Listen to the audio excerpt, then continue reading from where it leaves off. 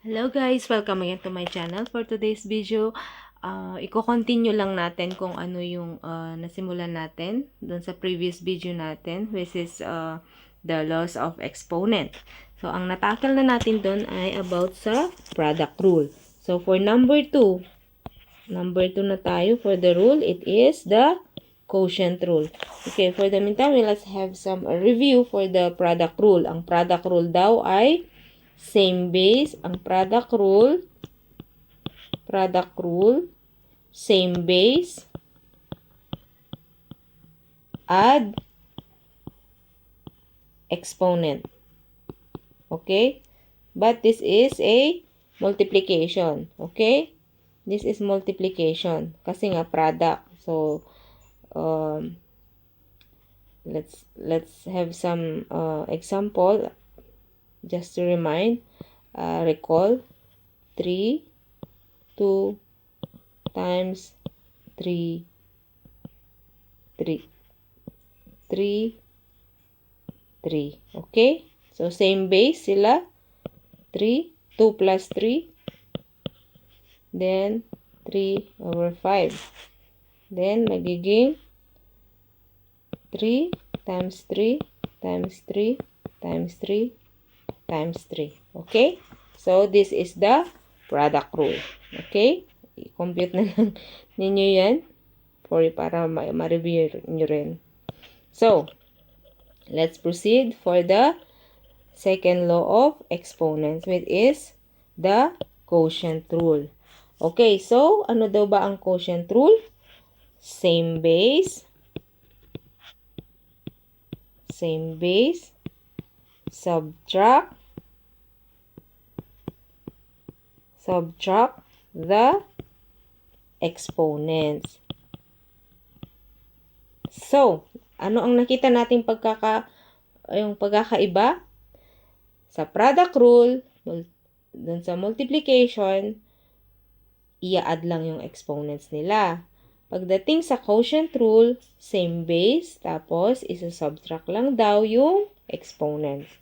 So, this is now the formula. The formula is A raised to n is equal to A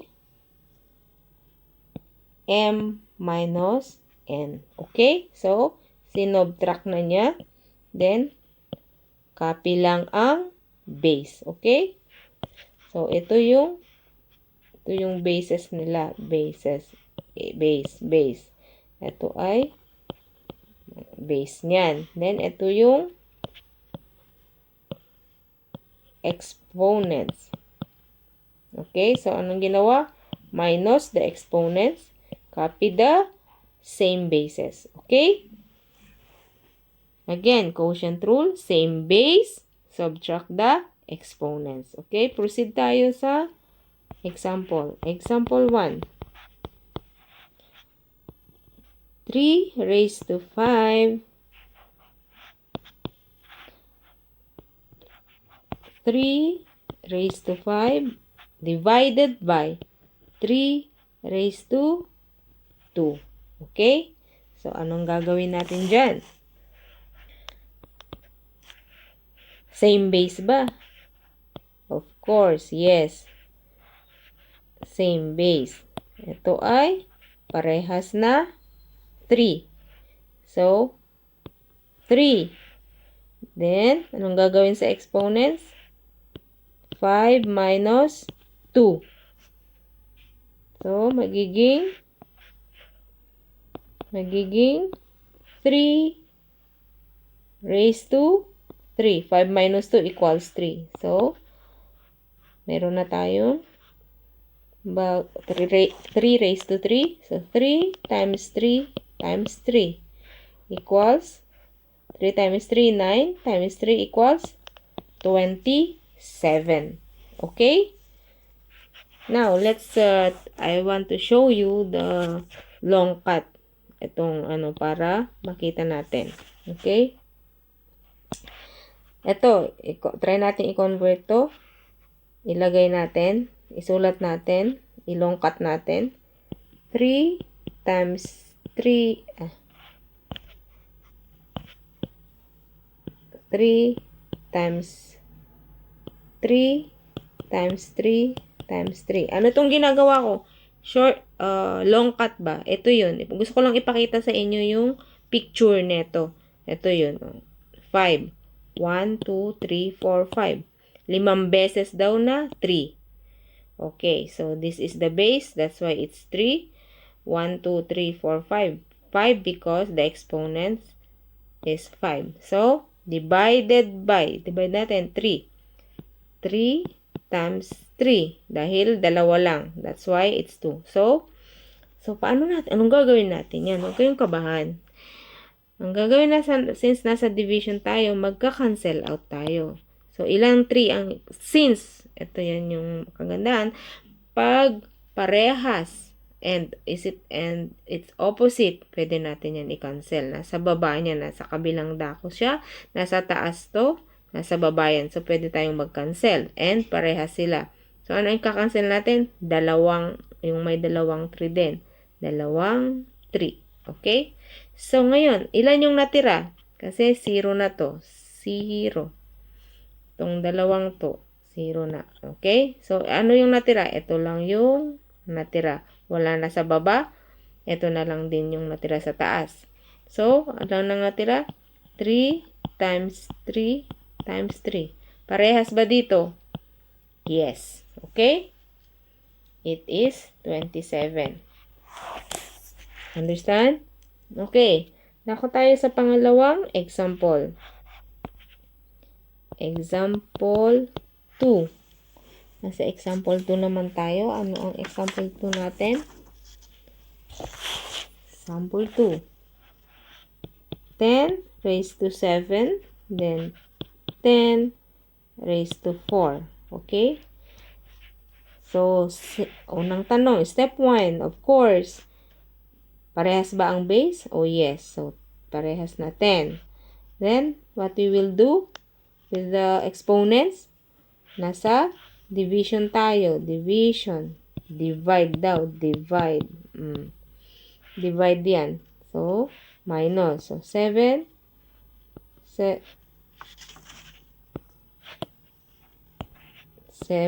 minus 4. Okay? So, 7 minus 4 is equal to 3. So, 10 times 10 times 10. So, 1, 2, 3, then 1,000.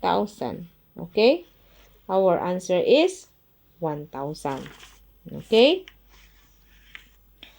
I hope you understand. Napakadali lang naman. Okay? Next. Dadako na tayo sa number 3 rule. The power of a power. Power of a power. Multiply the exponents. Ano ba ibig sabihin na ito? Power of a power. Pag power of a power, multiply the exponents. Okay? Now, ito, formula, pag ganito yung itsura, yung pagkakasulat, A, yan, power of a power. Okay. A raised to the power of M, then, naka open and close parenthesis siya, meron ulit siyang exponent sa labas. So, pag ganito, huwag kayong kabahan. Imumultiply nyo lang yan. Ang magiging, para ma-cancel out, mawala yung parenthesis niya, imumultiply lang yung exponent. Yan lang naman pala eh. So, ang napakadali lang. Easy way is power on top of another power. Yan. Ito yung power on top of another power. Meaning, dalawa yung nakikita nyong exponent. Ito. Ito. Di ba? Power on top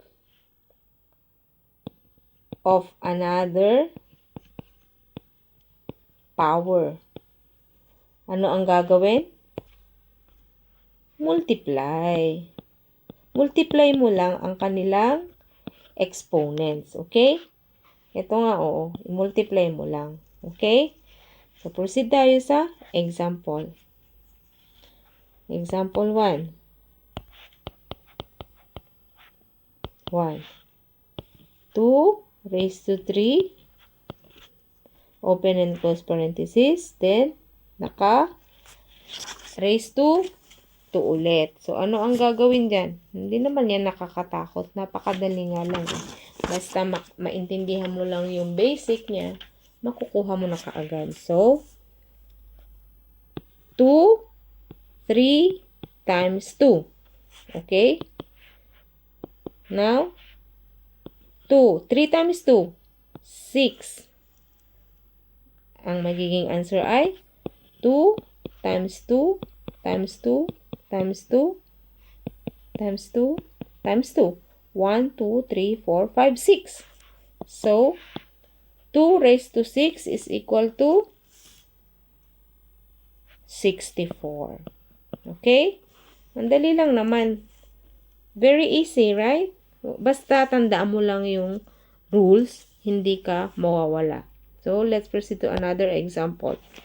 Example 2 for the power of power. Example, let's say 5 raised to 2 to the third. Okay? Then, we have to multiply only 5. Then, 2 times 3. 5. 2 times 3 equals 6.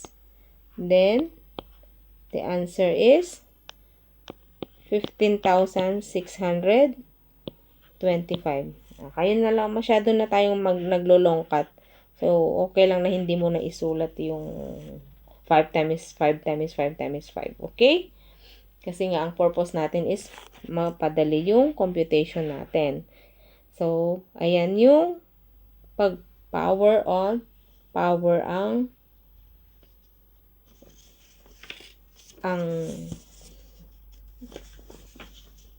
power of a power multiply the exponents. Okay? So, I hope you understand. For the meantime, hanggang dito lang muna tayo. Then, we will just continue for the next video. Thank you for watching. Bye!